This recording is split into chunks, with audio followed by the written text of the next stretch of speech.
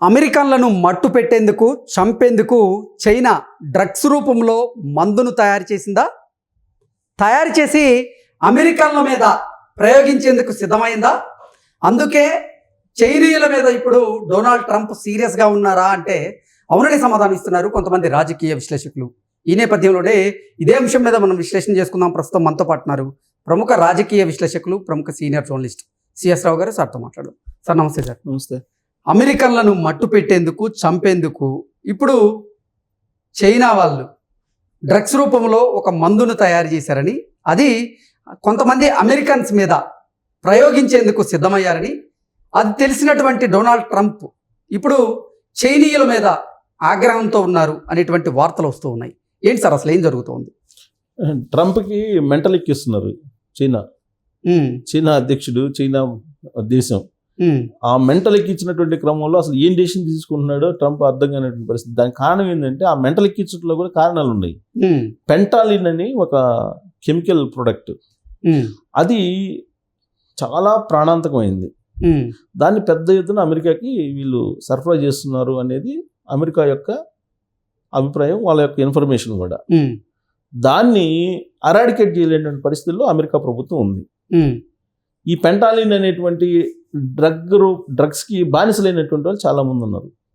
America ప్రభుత్వం వేసినటువంటి లెక్క ప్రకారం సంవత్సరానికి ఈ పెంటాలిన్ వాడిని కారణంగా 120,000 మంది నుంచి 150,000 మంది వరకు చనిపోతున్నారు కేవలం దీన్ని వాడినందువల్ల.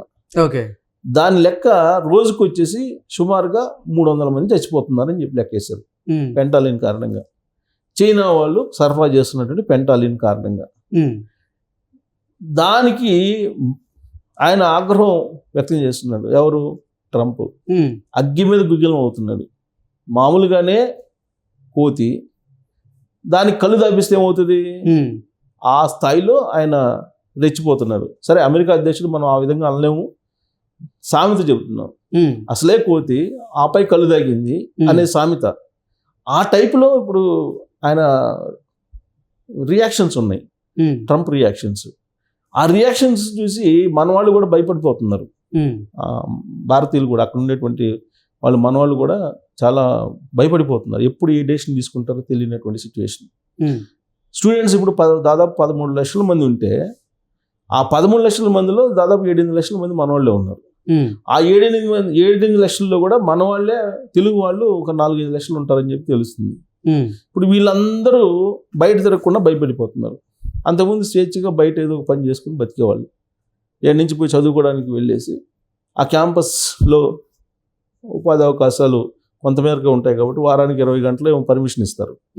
సో అది కూడా అందరికి రాదు. సో దాంతో బయట ఏదో చిన్న చిన్న పనులు చేసుకొని అక్కడ చదువుకుంటా కష్టపడి పైకి వచ్చిన వాళ్ళు చాలామంది ఉన్నారు అక్కడ.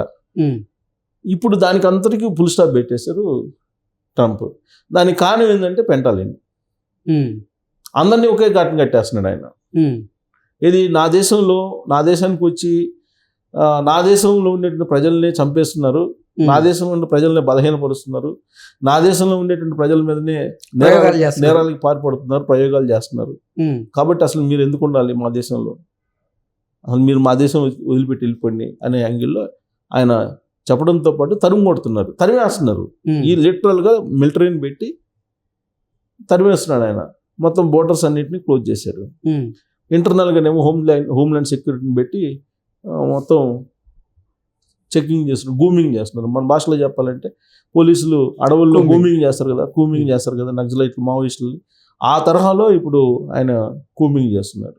ఇది మైదాన ప్రాంతాలు, అమెరికాలో ఉండే మైదాన ప్రాంతాల్లో విదేశీస్తుల కోసం, అక్రమ వలసదారుల కోసం, చట్టానికి వ్యతిరేకంగా ప్రవేశించినటువంటి వాళ్ళ కోసం పెద్ద ఎత్తున ఒక పెద్ద గూమింగ్ చేస్తున్నారు ఆయన.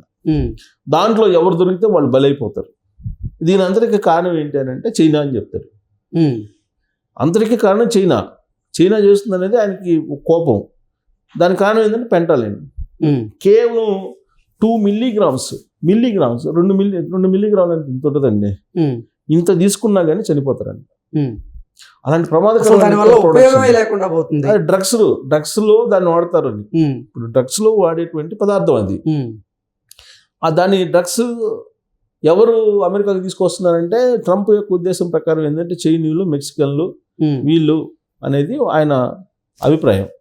సో అందుకే ఇప్పుడు వాళ్ళ మీద ఒక యుద్ధాన్ని ప్రకటించారు, వాణిజ్య యుద్ధాన్ని ప్రకటించారు. ఇది అమెరికాకి వాళ్ళ ప్రొడక్ట్స్ కనుక వస్తే అంటే వాళ్ళు ఎగుమతి చేసేటువంటి అమెరికా దిగుమతి చేసే వస్తువులు ఏవైతే ఉన్నాయో మెక్సికో కానీ కెనడా మీద 25% డ్యూటీ వేసాడు, చైనా మీద 10% వేసాడు. ఇంకా మిగతా కొన్ని వస్తువుల మీద 25% వీళ్ళకి కూడా వేస్తామని చెప్పి అంటున్నారు. ఇంకా దీనికి ఇంకా పెంచుతాం, ఓవర్ యాక్షన్ చేస్తే అంటున్నాడు ఆయన. ఇదంతా కూడా కొంచెం ప్రపంచవ్యాప్తంగా కూడా కొన్ని ఇబ్బందికరమైనటువంటి పరిస్థితుల్లో అని చెప్పి ఆర్థికవేత్తలు చెప్తున్నారు. ఆయన ఎప్పుడైతే ఇంపోర్ట్ డ్యూటీస్ వేసాడో ప్రపంచవ్యాప్తంగా నీకు మొత్తం స్టాక్ మార్కెట్ పడిపోయింది, కుప్పకూలిపోయింది, కొన్ని $1 ట్రిలియన్ నష్టం వచ్చిందని చెప్పి చెబుతున్నారు. సో ట్రంప్ తీసుకున్నటువంటి నిర్ణయాలు ఏవైతే ఉన్నాయో అవన్నీ కూడా ఒక గందరగోళాన్ని లేపుతున్నాయి ప్రపంచవ్యాప్తంగా కూడా. ఇవాళ ప్రపంచమే ఒక కుగ్రామం అయిపోయింది సంస్కరణల నేపథ్యంలో. అమెరికా తీసుకునేటువంటి నిర్ణయం భారతదేశం మీద కూడా ఉంటుంది ఎంతో కొంత. అది చైనా మీద ఎక్కువ ఉండొచ్చు, మెక్సికో మీద ఎక్కువ ఉండొచ్చు, కెనడా మీద ఇంకా ఎక్కువ ఉండొచ్చు, బట్ భారతదేశం మీద కూడా ఎంతో కొంత ఉంటుంది. ఇప్పుడు ఆయన ఇంకా భారతదేశం వైపు కొంత పాజిటివ్గానే చూస్తున్నట్టు అనిపిస్తుంది. ఎందుకంటే ఆ 3 దేశాల మీద ఇంపోర్ట్ డ్యూటీ చేశాడు, వాణిజ్య పన్ను. ఇప్పుడు తాజాగా ఆయన ఇవాళ చేసిన ప్రకటన ఏంటంటే పనామా మొత్తం మేము హ్యాండ్ ఓవర్ చేసుకోబోతున్నాము, ఎవరు అడ్డు వచ్చినా మేము ఆగేది లేదు అని చెప్పి చెప్తున్నాడు. దాని మీద అక్కడ ఉండేటువంటి దేశాలు వాళ్ళు రియాక్ట్ అవుతున్నారు. ఇప్పుడు మెక్సికో, కెనడా, చైనా వీళ్ళు సరే మా వస్తువుల మీద నువ్వు ఇంపోర్ట్ డ్యూటీ చేసే బాగానే ఉంది, నీ వస్తువులు కూడా మేము వేస్తాం కదా, మేము కూడా వేస్తాము అని చెప్పి వీళ్ళు నిర్ణయం చేసుకున్నారు. జిన్పింగ్ అయితే డైరెక్ట్గా వార్నింగ్ ఇచ్చేసాడు, నువ్వు వాణిజ్య యుద్ధానికి తెరలేపావు, దాని కారణంగా నీ దేశంలో ఏమవుతుందో చూసుకో, నీ ఆర్థిక పరిస్థితి ఏందో చూసుకో అని చెప్పేసి ఆయన సున్నితంగా మందలించాడు. కానీ ట్రంప్కి అవన్నీ పట్టవు కదా. అంటే ట్రంప్ అసలు అమెరికా అధ్యక్షుడిగా రెండవసారి బాధ్యతలు చేపట్టిన తర్వాత సంచలనమైనటువంటి నిర్ణయాలు తీసుకుంటూనే ఉన్నారు ఆయన. అసలు అంటే వాణిజ్యపరంగా ఇప్పుడు సంచలన నిర్ణయాలు, ఆలోచనాత్మక నిర్ణయాలు తీసుకుంటే బాగానే ఉంటుంది. కానీ అసలు ఆ దేశానికే ఇప్పుడు ఇబ్బందికరమైన పరిస్థితులు కదా. ఇప్పుడు సరే ఇంపోర్ట్ డ్యూటీ వేసాడు ఇతర దేశాల నుంచి వచ్చే ప్రొడక్ట్స్కి, అమెరికా నుంచి వచ్చే ప్రొడక్ట్స్ కూడా వీళ్ళు వేస్తారు ఇంపోర్ట్ డ్యూటీస్. ఇప్పుడు చైనా ఇంపోర్ట్ డ్యూటీ చేస్తుంది కదా అమెరికా ప్రొడక్ట్స్ మీద, వేసినప్పుడు ఏమవుతుంది, సపోజ్ ఇండియా నుంచి లేదా చైనా నుంచి వస్తువుల మీద ఇంపోర్ట్ డ్యూటీ పెంచాడు, దాని రేటు పెరుగుతుంది. దాని రేటు పెరిగినప్పుడు అక్కడ ఉండేటువంటి వాళ్ళు వస్తువులు కొనరు. వస్తువులు కొన్నప్పుడు ఆల్టర్నేటివ్ నీకు చూపించాలిగా, చీప్గా వచ్చేటువంటి క్వాలిటీ ప్రొడక్ట్స్ చూపించాలిగా.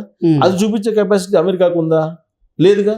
ఇప్పుడు ఆల్మోస్ట్ 60 to 70% చైనా ప్రొడక్ట్స్ మీద వాళ్ళు ఆధారపడి ఉన్నారు. మరి ఇంపోర్ట్ డ్యూటీ పెంచినందువల్ల ఆ దేశ ప్రజల మీద భారం పడుతుంది తప్పితే వీళ్ళకి వచ్చే నష్టం ఏం లేదుగా. ఇంపోర్ట్ కాదు తగ్గించాము, ఆ తగ్గిన వారు ఇప్పుడు అమెరికన్ ప్రొడక్ట్స్ ఏదైతే ఉందో ఇంపోర్ట్ డ్యూటీస్, ఆ ఇంపోర్ట్ డ్యూటీస్ వీళ్ళు కూడా పెంచుతారు కదా. వీళ్ళు పెంచినందువల్ల ఆ రేటు పెరుగుతుంది America product. Alternative products already ఉన్నాయి ఇక్కడ చైనాలో, ఆల్టర్నేటివ్ ప్రొడక్ట్స్ ఉన్నాయి కదా. అమెరికా తయారు చేసే ప్రొడక్ట్స్కి ఆల్టర్నేటివ్ ప్రొడక్ట్స్ అన్ని దేశాల్లో ఆల్మోస్ట్ ఉన్నాయి. మరి ఆల్టర్నేటివ్కి వెళ్ళిపోతారు కదా. ఒక్క యుద్ధ సామాగ్రి తప్ప మిగతా అన్ని ఆల్టర్నేటివ్ చైనా దగ్గర ఉన్నాయి కదా. చైనా దగ్గర నుంచి ఇంపోర్ట్ చేసుకుంటున్నారు కదా అందరూ, చీప్గా వస్తున్నాయి అని చెప్పేసి. సో కాబట్టి నష్టపోయేది నువ్వు అని చెప్పి జిన్పింగ్ చెప్తున్నారు చైనా అధ్యక్షుడు.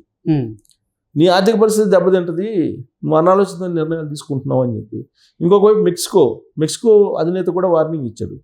మొన్నటి వరకు కెనడా ప్రధానమంత్రి జస్టిస్ ట్రూడో కాముగా ఉన్నాడు, నువ్వు 51 రాష్ట్రం అయినా అది ఏదంటే అది మాట్లాడాడు ట్రంప్, అయినా కానీ గౌరవం ఇచ్చాడు, ఎందుకంటే అగ్రరాజ్యం సంబంధించిన అధ్యక్షుడు కాబట్టి. ఇప్పుడు ఆయన కూడా రివర్స్ అయ్యాడు. నీ దేశం సంగతి నేను చూస్తాను, నీ దేశం నుంచి ప్రొడక్ట్స్ ఎలా వస్తాయి కెనడాకి నేను చూస్తానని చెప్పి ఆయన అంటున్నాడు. సో అందరు కలిసి ఇప్పుడు టార్గెట్ చేస్తున్నారు ట్రంప్ని వదిలిపెట్టడం. అందరూ కలిసి ఇప్పుడు టార్గెట్ చేసేటువంటి అవకాశం ఉంది. ఆ విధంగా టార్గెట్ చేసినప్పుడు అల్టిమేట్గా ఏమవుతుంది, ట్రంప్ 20వ తారీఖున ఆయన ప్రమాణ స్వీకారం చేశారు. సేమ్ 20వ తారీఖున డీప్ సీ అని చెప్పేసి డీప్ అనేది ఆర్టిఫిషియల్ ఇంటెలిజెన్స్ మాడ్యూల్ని ప్రకటించారు. R1 అని ఒక చైనా దెబ్బకి విలవిల్లాడిపోయింది అమెరికాలో టూల్ ప్రకటించాడు. అదే అమెరికాలో ఆయన ఏం చేశాడు, జాయింట్ వెంచర్ ఇచ్చారు ఆర్టిఫిషియల్ ఇంటెలిజెన్స్. ప్రపంచం మొత్తం అమెరికా వైపు చూడాలని చెప్పేసి ఆయన ఏం చేశాడు, స్టార్ బ్యాంక్ అని ఒకటి, తర్వాత ఓపెన్ AI అని ఒకటి, ఒరాకిల్, వీటన్నిటితోటి ఒక జాయింట్ వెంచర్ చేసి అద్భుతాలు మేము క్రియేట్ చేయబోతున్నాం అని చెప్పాడు. మార్కెట్ అన్ని ఒక్కసారిగా పైకి లేసాయి. వెంటనే మరుసటి రోజే చైనా డీప్ సీక్ని ప్రకటించింది. ఉమ్, మొత్తం కుప్పగొలిపోయింది. ఉమ్, అంటే నువ్వు ఒకటంటే నేను ఒకటంట అనే స్థాయిలో చైనా ఉన్నప్పుడు ఉమ్, నీ ఇష్టానుసారంగా నిర్ణయం తీసుకుంటే నష్టపోయేది అమెరికానే ఫైనల్గా. ఓకే. సో దేశం అంటే జనరల్గా ఏం చెప్తారు, దేశం అంటే మనుషులై, దేశం అంటే మట్టి కాదే, మట్టి దేశం కాదే, అంటే మనుషులు. దేశం అంటే మనుషులే అని చెప్తుంటారు. ఆరోగ్యమే మహాభాగ్యం అంటారు. ఆరోగ్యకరమైనటువంటి మానవ సంపద అనేది విలువైనటువంటి సంపద ఏ దేశానికైనా. ఉమ్, అందుకే చైనా లాంటి దేశాలు ఏముంది, ఇప్పుడు ఈవెన్ మనకు బ్రిటిషర్స్ కూడా ఏం చేశారు, మనల్ని విభజించి పాలించారు, మనల్ని బలహీనపరిచిపోయారు వాళ్ళ ప్రొడక్ట్స్ ద్వారా. కూల్ డ్రింక్స్ కానీ, టీలు కానీ, కాఫీలు కానీ, ఇవన్నీ అంతకుముందు మనకు లేవు కదా, బ్రిటిష్ వాళ్ళు అలవాటు చేశారు. ఎందుకు, ఇక్కడ ఉన్నటువంటి బలమైనటువంటి ఆరోగ్యమైనటువంటి మానవ సంపదని దెబ్బతీయాలన్నటువంటి ఉద్దేశంతో బ్రిటిష్ వాళ్ళు చేసినటువంటి ఒక పెద్ద కుట్ర. ఉమ్. అది ఇప్పటికీ కూడా కొనసాగుతుంది. అందులో భాగంగానే అల్యూమినియం పాత్రలను వాడుతున్నారు. అల్యూమినియం పాత్రలు ఇవన్నీ మన సంస్కృతి సాంప్రదాయాలు మొత్తం మార్చేశారు కదా బ్రిటిష్ వాళ్ళు. ఉమ్, అలానే చైనా కూడా ఇప్పుడు అమెరికాలో ఉండేటువంటి మానవ సంపదని బలహీనపరుస్తుంది పెంటాలిన్ ద్వారా. మరి అది ఒక పెద్ద యుద్ధమే కదా అది. అవును. అది పెద్ద మానవ యుద్ధం కదా. ఆ యుద్ధం నుంచి ట్రంప్ తప్పించుకోవాలని ప్రయత్నం చేస్తున్నాడు. దాని కారణంగానే ఇవన్నీ పెడుతున్నారు అంటున్నారు. కానీ ఇవన్నీ పెట్టినందువల్ల ఏమవుతుంది, నీకు పెంటాలిన్ ఆగిపోతుందా? నువ్వు ఇంటర్నల్గా నీ సెక్యూరిటీని పెంచుకోవాలి, నీ బోర్డర్ దాటి రాకుండా చూసుకోవాలి, అంతే తప్ప అది వస్తుందని చెప్పేసి ఇలాంటి ఆంక్షలు పెడితే రెంటికి చెడ్డ ఎవడవుతాడు. ఉమ్, అప్పుడు టోటల్గా అమెరికా దెబ్బతినే అవకాశం ఉందని చెప్పి ఆర్థికవేత్తలు కానీ లేదంటే విదేశాంగ విధానాలకు సంబంధించిన నిపుణులు కానీ చెప్తున్నటువంటి మాట. సో ట్రంప్ ఇప్పుడు ఏం చేస్తున్నాడు, పెంటాలిన్ బూచిగా చూపించి వాణిజ్య యుద్ధానికి తెరలేపాడు. ఉమ్, సో దీంతో అటు వాణిజ్య యుద్ధానికి తెరలేపినప్పుడు ఆర్థికంగా నువ్వు దెబ్బతింటావు అని చెప్పి ఆల్రెడీ జిన్పింగ్ చెప్పాడు. ఉమ్, నీకు ఏదైనా పెంటాలిన్ వస్తుందని నీకు అనుమానం ఉంటే డ్రగ్స్ రూపంలో నువ్వు దాన్ని అరికట్టుకో, అంతే తప్ప ఒక మనిషి శరీరంలో ఎక్కడో ఒక పుండు పడిందని చెప్పేసి ఉమ్, నువ్వు ఆ పుండు పడిన ప్రాంతం దగ్గర ట్రీట్మెంట్ చేయకుండా ఆ వయం మొత్తాన్ని తీసేయలేవు కదా. ఓకే. ట్రంప్ చేస్తుంది కూడా అదే. ఇప్పుడు ఓకే. ఎక్కడైతే పుండు ఉందో దాని పుండు ముందేయకుండా ఆ పుండు ఉన్నట్టు అవయవాన్ని తొలగించుకుంటున్నాడు ఆయన. ఉమ్, సో లాస్ట్కు అన్ని అవయవాలు తొలగించుకుంటూ పోతే మిగిలేది మొండెం. ఉమ్. అలాంటి పరిస్థితి అమెరికాకు తీసుకొచ్చే పరిస్థితులు కనబడుతున్నాయి ట్రంప్ నిర్ణయాలు. నిర్ణయాలు. Okay sir, thank you so much.